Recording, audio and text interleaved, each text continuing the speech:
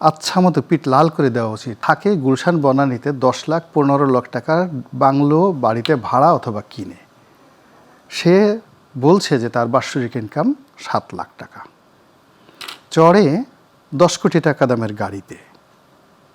তো এই লোক 7 লাখ টাকা ইনকাম তার বছরে হয় কী করে? তো প্রথমেই চাপকানো উচিত, আচ্ছা মতো পিঠ লাল করে দেওয়া উচিত, যে পিটিয়ে যে তুমি যে বাড়িটাতে থাকো ওটার ভাড়াই তো মাসে 10 লাখ টাকা, তুমি টাকা পাও কই? তুমি এই 7 লাখ টাকা ইনকাম আসলে কোত্থেকে? এই যে অনেকগুলো জিনিস আসে। আবার একজন লোক সরকারি একটা চাকরি করত, তো সরকারি একটা চাকরি করত কি ছিল, একজন টিওনো পর্যায়ের কর্মকর্তা ছিল। এরপর হঠাৎ করে এমপি হয়ে গেল। এমপি হওয়ার পরে বিরাট একটা সময় জেলে ছিলই ছিল। এখন দেখা গেল সেই সমস্ত লোকের বছরে 10 কোটি টাকা ইনকাম। আমাদের প্রশ্ন যে এই 10 কোটি টাকা তুমি মাসে ইনকাম আসলো কোত্থেকে? তোমার তো বাপের কিছু ছিল না, your father was A poor man. তুমি জীবনের শুরু করছো একটা টিওনোর মানে মানে এসি ল্যান্ডের চাকরি দিয়ে, তারপর তুমি এই কয় বছর বা 2 বছর বা 3 বছর তুমি মেম্বার অফ পার্লামেন্ট ছিলা, তোমার এই টাকা হলো কোত্থেকে?